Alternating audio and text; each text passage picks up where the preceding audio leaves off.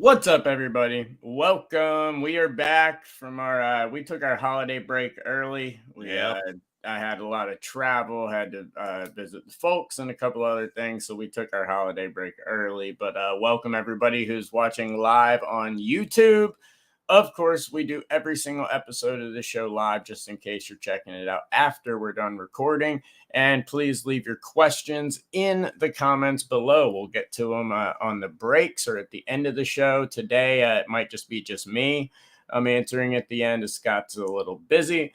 But we love having you guys here, and every single show will be live and uncut here. But what's going on, Scotty boy? Long time no see. I know. Same shit, different day. Or should I say Locks Master? Yeah, exactly. We'll explain that. We'll explain that shortly. Yes. So why don't we jump in really right away, and we'll get the podcast portion of it going. Let's do it.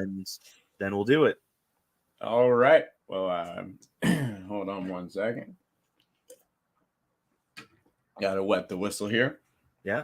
All right. Well, what's up, everybody, and welcome to episode 205 of Let Me Get That Potograph. We are back after our holiday break. Sorry for the disappearing for a little while. We had a lot going on. My name, of course, is the DH, and joining me, my awesome co-host, Mr. Scott Rappaport. What's good, Locks Master? All right. So, dude, I did the most Jewish thing I've ever done in my life this week. You did.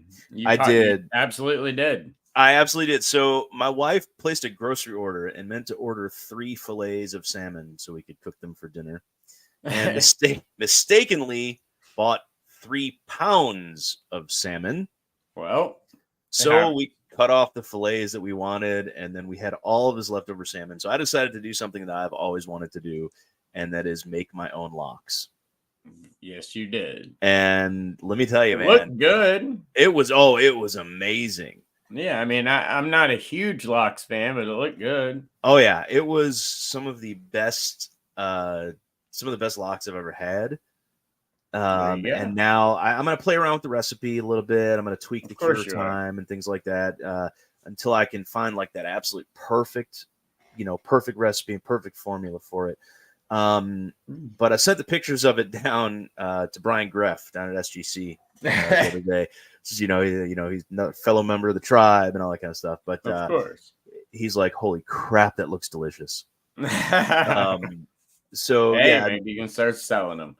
I don't want to get the licensing for it because the health department needs to get involved and all that kind of stuff. I don't want to play with that. But anyways, guys, welcome to the show. I saw a lot of you, actually, a lot of listeners of the show at Collecticon in Houston and at the Palm Beach Card Show. It was great to see everybody. It's amazing how many of you guys are across the country. There's a lot of y'all everywhere. But it was a really fun show. A lot of good shows. Great to see everybody. But Scott, we got a couple of really cool topics today. So why don't we dive right into it? All right. So let's start with the second freshest. All right. And I say the second freshest because something popped this morning, and we'll do an update on that at the end of the show because that's more of an update as opposed to something completely new. So Topps put out a statement yesterday because obviously Chrome Update just released. And as we talked about a couple weeks ago, the MLB debut patches, the 101 autos, those were moved from Update to Chrome Update. Yeah, without telling anybody. Yeah, without telling anybody. But we knew about it, so we popped that out a couple weeks ago. Mm-hmm. But Topps put out an announcement yesterday, and I want to read this. So, as a way of guaranteeing that the 1/1 MLB debut patch autograph cards are handled with care, Topps is holding the cards back from the actual packs. Instead, collectors will find a new type of redemption card, a white glove exchange. If you do pull one of these, Topps is offering to send your card directly to grading for free to BGS, SGC, or CGC. As you'd expect, you can also elect to have the raw card sent directly to you. Mm-hmm. These white glove, and this is an important part right here. These white glove exchange cards never expire. Yep. Okay. So that brings up a whole ton of questions. Oh, a lot of questions. That statement is filled with a lot of stuff. All right. Now, before we move on, I want to touch on let's just read the first paragraph. Okay. All right. So, as a way of guaranteeing that the 1-on-1 debut of patch autographs cards are handled with care, that's important for this, where I'm going with this one. Yeah. Topps is holding the cards back from the actual packs. Some of them. Except in the instance of the Breakers Delight boxes, where they were actually inserted live into the packs. So, that brings the whole handled with care thing into question. Because if they brings actually a couple things in question. Yeah, well, it brings a couple things into question here. So that made me think maybe they packed out the Breakers Delight boxes before any of the rest of the product. And after that, they decided that I think we're going to do this and change them all to redemptions. Okay. So they could do that with the fact that, I know they came out and said that you could easily tell which boxes had the cards in them because they're much heavier, I guess. Well, sure. That's what they came out and said. But the thing all right, Breakers Delight boxes, look, I get it. I understand it, but I don't like it when it has to do with redemptions, because you're literally dictating which players are in the Breakers Delight boxes because you have to make redemptions specific to an individual player. So I don't want to go too deep into that, but that is something that I don't like about this whole Breakers Delight idea of boxes, which are probably going to be exclusive to Fanatics Live, I'm guessing. But also, I mean, I'm assuming it's because, they probably packed some out and realized how heavy they were, because they did come out and say, yep, you can tell which boxes have them. But now you also have to leave into the fact that breakers have these. So you have to really trust your breaker, because they're going to know exactly which box they're in. That's true. What's to say they're not going to keep it themselves? No, that is true. But here's the thing. I think they're counting on most of the breakers to do case breaks as opposed to individual box breaks. Yeah. And for those that only do case breaks, okay, fine, that's not a problem. Well, they'd have to put something in there that says you have to do a case break. I would say that the only way that you could break these would be by the case, if you're going to do it that way, because of that fact. But I don't know if they did that, and I don't know if they can do that, because there's plenty. When Topps Chrome came out, they also did the Breakers Delight boxes, and I saw plenty of people at the National selling the Breakers Delight boxes. Right. And so I just think that's a big problem when it comes to redemptions, because that means you are dictating which players go in Breakers Delight. And, I'm sure there's a lot of guys that aren't the biggest chases in the world that are in Breakers Delight, because there's only a couple. But I don't know. Slippery slope. Okay. All right. So now let's unpack the next portion of the statement. So the White Glove Exchange, if you do pull one of these, Topps is offering to send your card directly to grading for free to Beckett, SGC, or CGC. If you notice, there's a company that's left out. Oh, yeah. And I cannot believe they're not on this list, and that is Red Rocket Grading. Yes, Red Rocket Grading, exactly. What the dude? You saw that post? Oh my god, dude! I've seen not only the one post, but I've also seen the dude in all those rooms just pumping up Red Rocket Grading. I mean, I thought it was a troll job. It has to, dude. It has to be a troll job, especially. So our buddy Lou posted. Or wait, was it? No, it was Alex. But I really Alex don't posted think this card because some of the people I've seen posting about it are really stupid people, and I know they believe this is a company. And this has to be look. Some guys post about it and just joke about it, and that's fine. But this has to be like some long-term April Fool's play. Oh, I hope so. It absolutely has to. I hope so.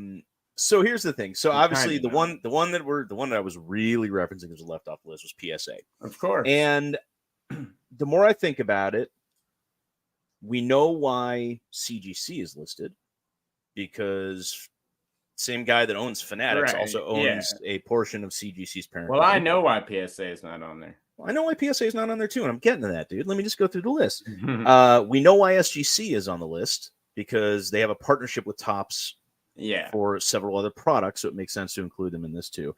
We know why. Well, we kind of know why BGS. I'm actually surprised BGS is on that list too. Me too. But the reason that I'm really thinking that all three of these are on the list is because they do not upcharge. That's one. Well, but I kind of find it hard to believe that Fanatics. True. That's not true. CGC does. Does CGC have some upcharges? Yes, okay. CGC follows CGC took the exact same model that PSA did. Okay, because I was thinking like it's hard to believe that like we're talking about a limited number of cards here. It's hard to believe that Fanatics couldn't strike some kind of deal with PSA. Well, the reason to do that, I'm getting there. I'm getting there. I know what the actual reason is. The reason is because PSA and the thicker cards, their slabs don't always do it justice.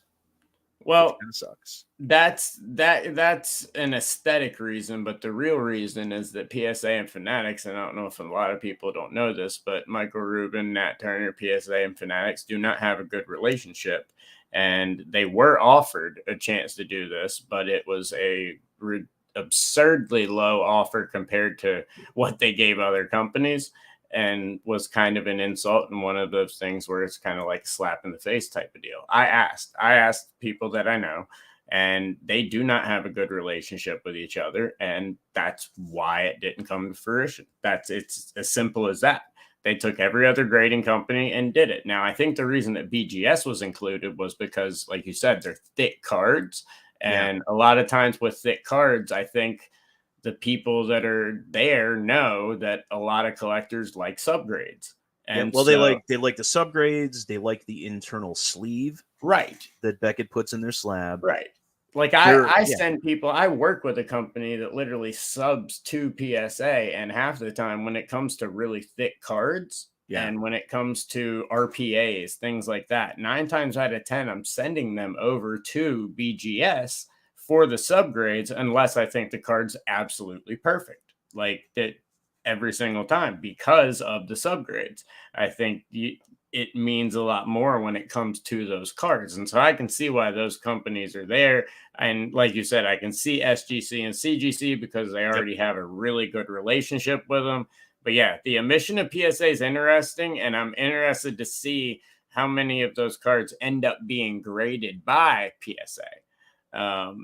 Since they're not even, people passing up the free option and saying, no, send me the card, and then sending it to PSA. Well, I think people would take the free option, and then depending on the grade that it got, they would just crack it and send it. I mean, I don't know why you wouldn't want it. Well, I would do SGC, and then I would take the grade, and then I would determine what I did with it. But that's me. No, that's exactly what I would do. I mean, I'd probably keep it as an SGC, but and who knows? Now, in theory, these cards never saw the inside of packs, which means they never saw the inside of the packing machine.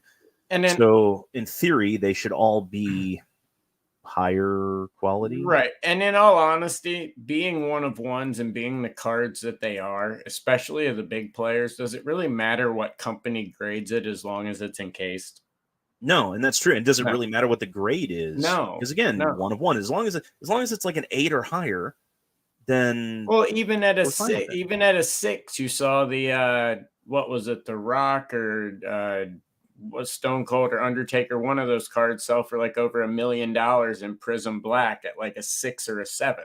It doesn't matter. It doesn't matter the grade. And people always say, why do you grade an 0101? Blah, blah, blah.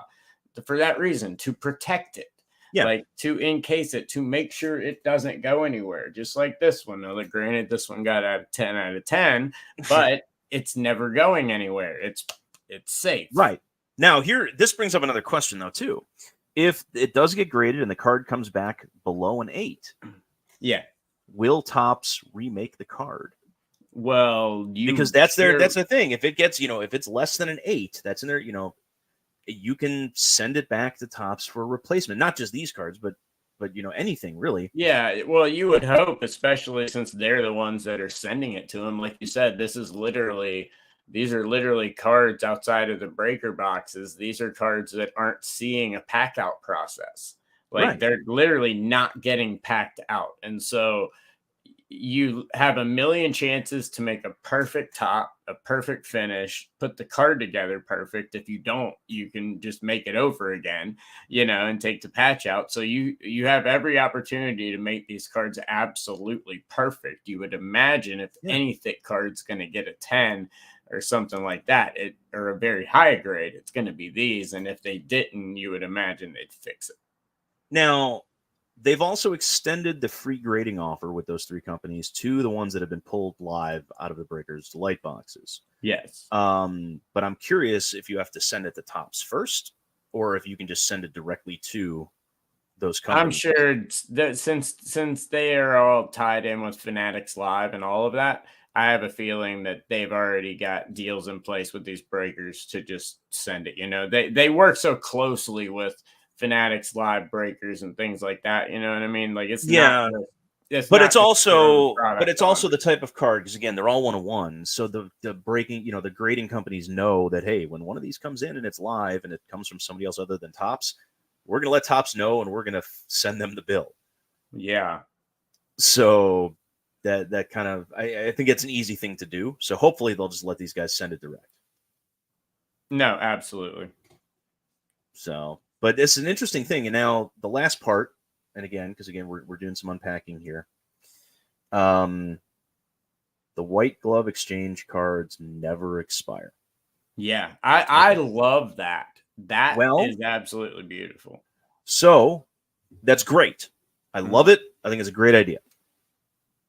But yeah, it brings up, well, no, it brings up, is this the first of the redemption cards never expire period?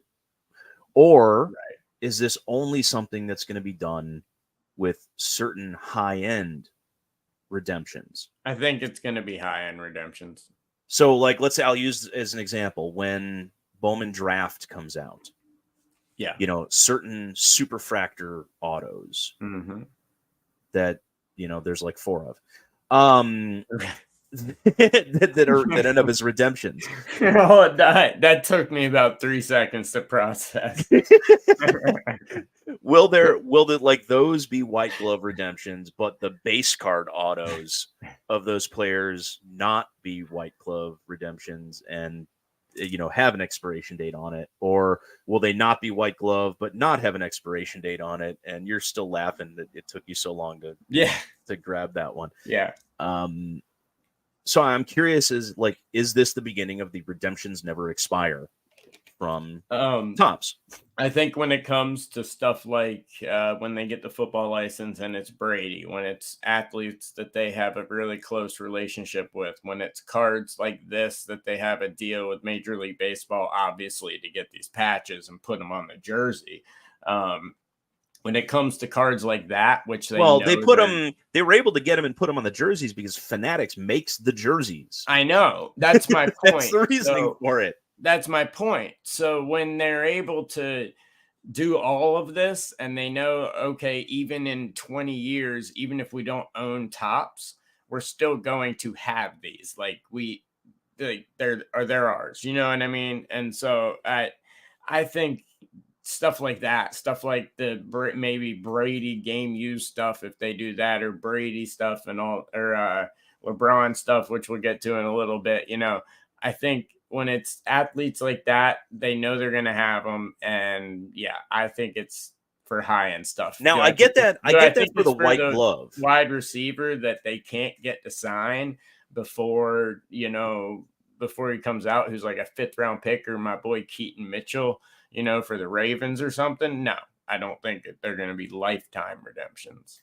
So, and that's the thing. No, I understand certain ones will be white glove, but I mean, it's not that difficult to say redemptions don't expire. No, it's not. I just don't see him doing it. But if that were to happen, I would think that is absolutely awesome. Let's hope so. The problem with that becomes is when the athletes end up not signing. What are you going to do? You've got to have a really good system in place for if they don't sign. And that's equal or higher value replacement. Yeah, at least, but it's got to be much higher value, in my opinion. Well, You've but got what to they revamp this and make it worth people's while, not with stamped cards that you just didn't use or fulfill and put them in a box and make people think they're one of ones. No, you know, it, what you're going to see is something that's already semi in practice right now because we're seeing it already. Is like, let's say there's an orange chrome auto right? of a player, a good player, Yeah, and let's say they're out of the 25 of them that they make, Mhm. only 20 of them end up in the product, right. and the remaining 5 are held back for replacements. Or if one gets damaged or something like that, but also as a replacement for a card that for an athlete that doesn't sign. Yeah, Which I think is a crappy thing to do, because if you're advertising that there's 25 oranges, that are out there, that all 25 of those should be in the product, but we know that they don't do that. Well, we've seen lately they can't even control it when they're trying to control it. No, that's true. You wind up with 50 of the 25. Exactly. And then it becomes a mess. So, yeah, it's just I don't know, one of those things. It's going to be interesting, but you can easily tell that they're in the process of revamping that. They're in the process of revamping the redemption process. It looks like so. I'm curious to see what they do with that. Yeah, as am I. Now, speaking of Fanatics, yes, actually, every segment this week is going to have something to do with Fanatics. It does. This is a Fanatics show. You're welcome, Mike. Yeah, which is good. Mike needs to come on the show and thank us for this. Fanatics finally announced something that we have actually been talking about for several months now. Yes, we predicted this a few months ago. Yeah, and it's a big one. Oh, it's huge. It's so big that President of the United States, former President of the United States, is going to have to make the announcement on this one. Yeah. Ladies and gentlemen, so happy to announce that Fanatics has signed the greatest basketball player of all time that isn't Michael Jordan to a contract to sign autographs for our products. And he is no longer an Upper Deck exclusive athlete. No. Because we don't like Upper Deck, just like we don't like the Democrats. No. LeBron James is now an athlete that is with Fanatics to sign autographs on cards and memorabilia and anything he wants to. Here on out. Drew, I got to start adding. Thank you, Drew. Thank you very much for letting me speak. I got to start adding the presidential music behind this when you do it. Dun, dun, dun, dun. So LeBron to Fanatics. Yes. I guess he is taking his talents back to South Beach. He is taking his talents, I guess he's taking his talents down to Texas. Oh, yeah, I guess that's true. Or at least his signature. I'm still thinking, because Fanatics does have a headquarters building in Florida, so that's where I was going with the South Beach thing. But this is the closest he will get to playing with Luka. Yeah. Yeah. So, we knew it was coming. Oh, yeah. We talked about it. Yeah, as soon as he wasn't exclusive with Upper Deck, you knew. Yeah. Because Upper Deck pays them ungodly amounts of money to stay with them. So he passed all that up to probably make ungodly amounts of money over here.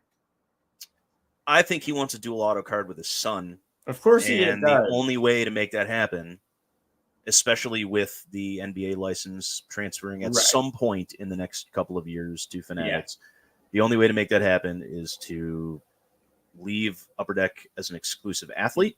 And especially since the only way not to is to basically not be a part of the Players Association. And LeBron doesn't want his son to do that. I don't think he can. Yeah. Not anymore. Yeah, because he's probably already signed and all that.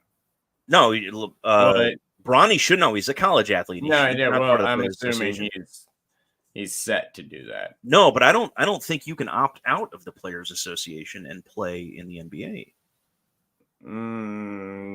Possibly. I'm not sure. I mean, Bobby Witt kind of finagled his way out of MLB. Did he? Yeah, it's how he's able to be in all those Panini products still. Interesting. Yeah, he I signed have to look that up. I his didn't own deal. Oh.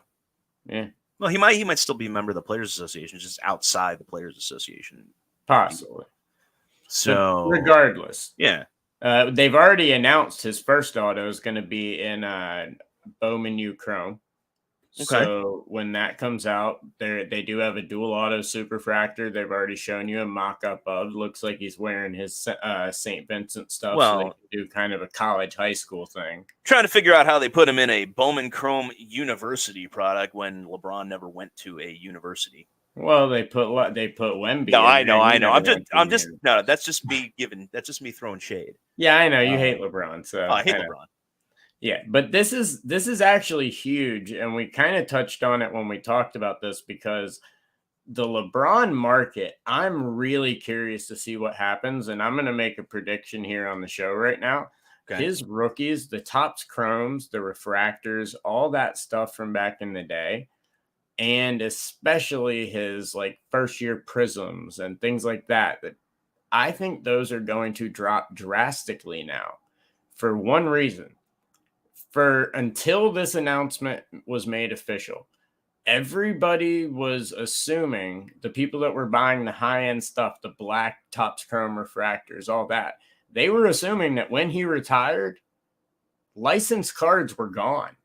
Yeah. Like he was going to be like Jordan. He was not going to be allowed to be pictured in the background. They were not going to be allowed to make any kind of cards of him, Fanatics, once he retired, or Topps, or Panini. Whoever had the license would not be able to make those cards. So essentially, his licensed stuff was done when he retired. Now, depending on how long basically they've got carte blanche to be able, now that he's not under that exclusive, to be able to be in cards forever. And if, let's say, I know he doesn't water down his signature now, so I'm really curious as to how many autos he's going to have, because he's really protective of his signature and he stopped signing for people years ago.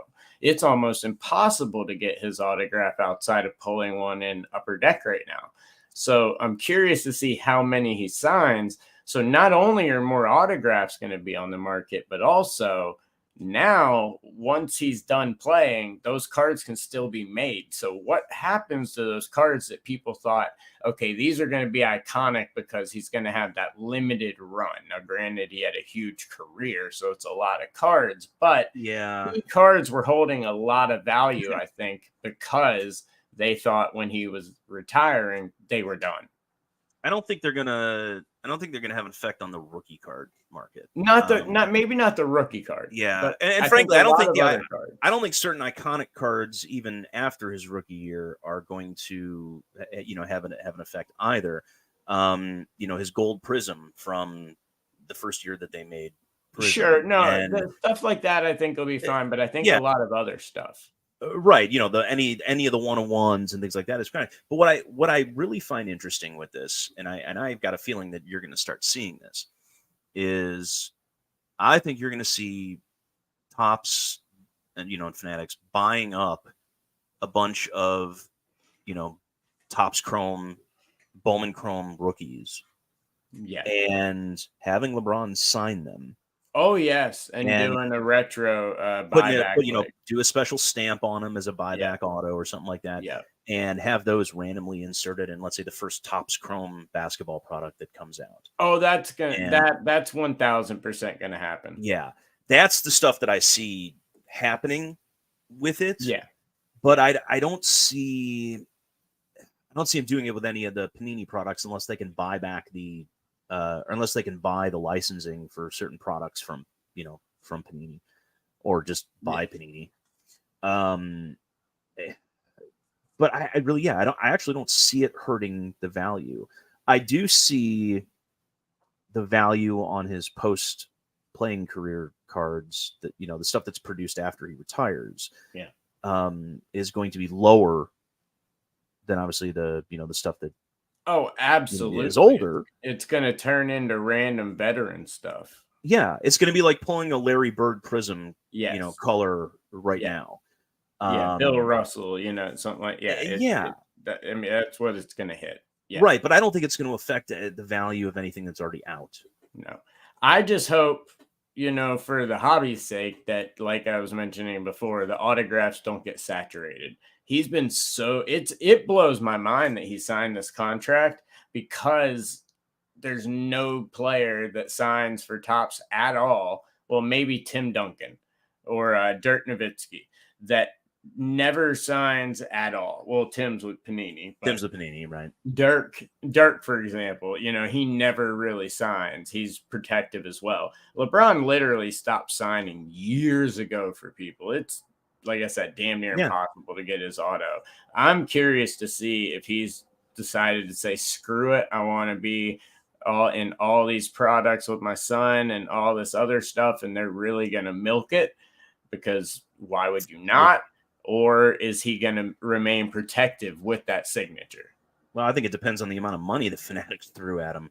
Yeah. But at the same time, it had to be a lot, because Upper Deck throws a lot at their exclusives. Like that is true. But I think that, at least for a couple of years, I can't see him signing any more than, let's say, 500 individual cards. I would assume. Yeah. To be inserted into products, and how many of those actually get I don't expect him to have 7-card rainbows of autograph parallels. I expect him to be in the 10 or less, the 15 or less, maybe with 1 or 2, and then the 101. Yeah. Or I see the base being in extreme short print. Right. And maybe not having a purple auto or a regular refractor auto, and it's just greens and lower or something like that. Yeah, exactly.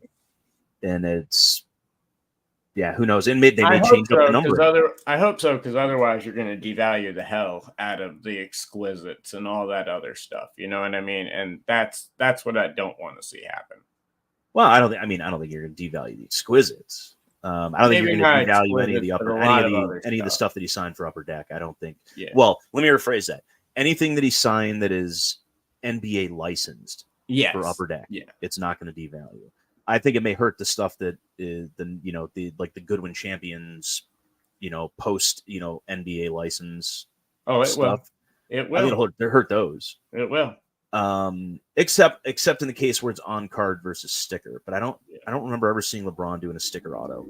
Yeah, I don't know. I'm not sure, but anything's possible in this. I doubt the first ones and stuff like that are going to be stickered. There's no way you come out of the gate with LeBron and don't have it in person. I mean, his signature's ridiculous. I don't even want to see it on a sticker. The way it goes, the way he writes it and the angle he puts it on, it would just it would fall right off the sticker. So unless he turned the sticker. Yeah, stupid. But I want to see, because we know there's dual autos with him and Bronny coming out. Yeah, I want to see, and I'm assuming the two of them are going to do the signing together. They're not going to do it separately. I just can't see him doing it that way. I want to see the pictures. Oh, there's going to be video of the the behind the scenes of this one. There's going to be video. That's going to be fun. Yeah. So. Yeah, it's going to be cool. Yep. All right. So. On to topic 3. Ah, yes. Of the Fanatics 3. Of the Fanatics Bonanza. Yeah, the Fanatic show. Yeah. So this one obviously involves Fanatics, because that's been the common theme with everything we've had today. Mm-hmm. But this one also involves Panini. It does. All right, and Drew, we have an update for you guys on the lawsuit or lawsuits that have been filed back and forth between Fanatics and Panini. And it's a good thing we were, again, we normally try to do this on Wednesdays. Occasionally we get pushed to a Thursday or a Friday sometimes. And I'm glad we got pushed today, because shortly before we went on this morning, Drew, you found an update on what is going on with the lawsuits between Fanatics and Panini. Yep. Well, multiple updates. First, we'll just go with a quick one. That's the lawsuit involving the WWE. In a letter to the court, the parties note that discussions between the parties and their counsel have resulted in an agreement in principle The parties are in the process of memorializing that agreement in a signed writing. So, first off, in the WWE license area, it does look like, I mean, reading this, you can only assume that means they've come to an agreement to produce cards probably throughout the rest of the license or until the judge, says whatever. So it does look like Panini and WWE on that side of stuff may have figured out the licensing issue. But with the Fanatics lawsuit, some interesting stuff happens. So in the past couple of weeks, there's been a lot of writing in the court and a lot of letters sent in by both Panini and Fanatics that were quite terrible and attacking each other back and forth. If you want to read all of them, I highly suggest checking out Paul Lesko on Twitter at Paul_Lesko. He does a great job of dissecting what all these letters are. But basically, Panini and Topps were already involved in a lawsuit. And it was in a different state, different jurisdiction. So they were arguing over jurisdiction.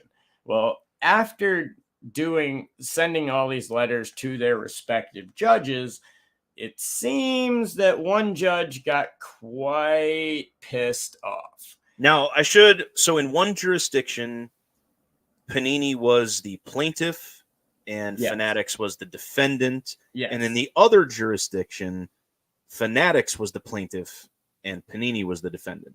Exactly. So I just want to point that out because that's very important as we expand on this update. Exactly. Thank you for that. So Panini petitioned to the judge that they wanted the cases consolidated and they wanted to be the plaintiff in both cases, which is just funny to me that you would even request that. But hey, let's do it. Fanatics obviously did not like that because, I mean, in the courtroom, maybe not so much, but sometimes in front of a jury and especially in the public eye, the plaintiff generally gets kind of the benefit of the doubt over the defendant in a lot of things, just by word definition alone. And so Fanatics obviously did not like this, sent some scathing letters back to their judge, and in the process, really pissed that judge off. Now, and when you say their judge, you're talking about the judge that is presiding over the case where Fanatics is the plaintiff and not the defendant. Yes. It's not like it's not like they pick the judge and no. But when you're the plaintiff, it's considered your judge. Right. As opposed to when you're a defendant. And so their judge immediately the Fanatics case was transferred to Panini's judge. So after hearing all these scathing letters and having to deal with all this bullshit, the judge basically said, screw this, Fanatics. I do not want to deal with this, and threw all the cases right over to Panini's judge. I don't know how I feel about that if I were that judge. Yeah. The one on the receiving end, not the one on the, not the one who's throwing his hands up and basically shit saying, on me, bro. Yeah. He's throwing his hands up and basically saying, fuck it, I'm out. Thanks. They do actually a lot. The courtrooms do have microphones, so I'm wondering if we get a mic drop too when he did that. Right. Fuck it, I'm out. Fuck it, I'm done. Yeah, who knows? But I mean, I highly doubt it. I think he'd be removed from the bench if that were to happen. But we could always wish at some point, like a judge's last day, that they render a verdict and give a sentence and peace out and just drop the gavel or something like that. So that actually bodes well for Panini. Very much so. Now the question is whether or not just because it got transferred to that judge doesn't mean not it's necessarily mean it's going to be consolidated. Right. And it doesn't mean that Panini is going to be the plaintiff in both cases. No, it just means that now there's no longer two different cases with two different judges. It just means those cases are all being held under that same judge, which was the judge that Panini is the plaintiff in. Correct. Now, what that also means is that whatever happens in these cases, regardless, unless there is a settlement reached, it opens the door for appeal. Mm-hmm. And ultimately, I think if it went to trial, and regardless of who came out on the winning end of this, that it would have gone to appeal anyway. Yes. Especially with two different judges potentially rendering verdicts in favor of two different companies, for what is ultimately a very similar lawsuit. Those are going to go to appeal, but they would still at that point go to appeal in two different appellate courts, because one was filed in Florida, the other one was filed in Texas, and the appellate courts for those two are in separate. I'm trying to think what not districts, but regions, whatever. There's 10 regions across the country that handle a multitude of states. They're in different regions, so I'm curious as to how this is all going to play out. Yeah. But now that it's all under the purview of a single judge, I'm wondering if it's going to speed the process up. Yeah. Yeah. I don't know, because they had said before that they didn't expect discovery until near next December. And I think I do think it probably is sped up, because now it's being consolidated, and it looks like every chance they get to get in front of a judge, they're going at it. They want to push this forward. Fanatics does. And so I would not be surprised to see Fanatics try and push this forward, because they want those licenses to move over. Yeah. Because Panini did get the approval recently. They basically said, okay, you can continue putting out products. It's been said in court. So they can put that out, and Fanatics, has everything ready in the pipeline. They've got the big quarterbacks. They want to capitalize, especially on Stroud. They want licensed Stroud cards as soon as possible. And even if you have to come out with it a little later and call him his rookie card, because it's his first with you, or however you want to deal with it, they want that stuff out there. And so I think you're going to see Fanatics try and move things up and hurry things along. I think Panini is perfectly fine pushing things out and letting it go. But I do think you see Fanatics at least attempt to move this forward, because otherwise you're looking at a year before you even hit discovery. But I mean, they're sending a lot of letters and trying to move these cases and find the right judge. It looks like Fanatics is trying to push to get this stuff going hard. Yeah, and I think they pushed a little bit too far. They did.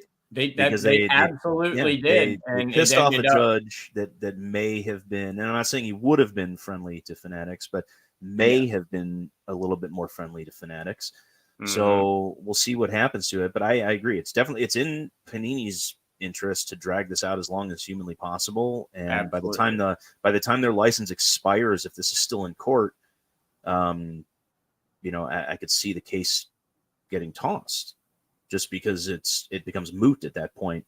But not everything is really moot, because they still have the issue of them, Fanatics potentially, having stolen employees and, done all sorts of stuff. But the longer it drags out for Fanatics, they're paying these guys, ridiculous amounts of money, the ones that they brought over from Panini. And, they're not able to produce the product that they were supposed to be able to produce. Yeah. Yeah. There's also another update here. Panini, it looked as fighting the trademark to be able to produce Elements. If you noticed, Elements came out in plates and patches this year, but if you look on the back, was actually not called Elements anymore. They're in a trademark battle for that right now as well. So Panini's got a lot going on right now, but this is going to be an interesting one. They definitely, I highly recommend reading Paul Lesko's Twitter. I don't want to go into reading all of the legal jargon that Fanatics sent out at Panini to this judge. But if you read the stuff, you'll easily see why this judge got annoyed. If I was a judge, I would say, shut the fuck up. And I would absolutely send this to someone else if I could. So I don't blame them whatsoever, but I also don't blame Fanatics for wanting to push it along. But interesting times, but it looks like Panini may have cleared up everything they needed with WWE. Who knows? They may have even agreed that no matter what the courts decide, they're going to fulfill the rest of their original obligation. Yeah. Plus, Panini just had the win to be able to keep putting out football cards. And if you look at their release date calendar, as soon as they got that ruling, it about quadrupled. Yep. And so a lot of products are coming. Unfortunately, we still don't get those big autos, but it's not hurting the CJ Stroud market as his stuff's still selling like crazy. Well, if he keeps playing like that, he'll he's going to get MVP votes if he keeps playing like that. Yeah.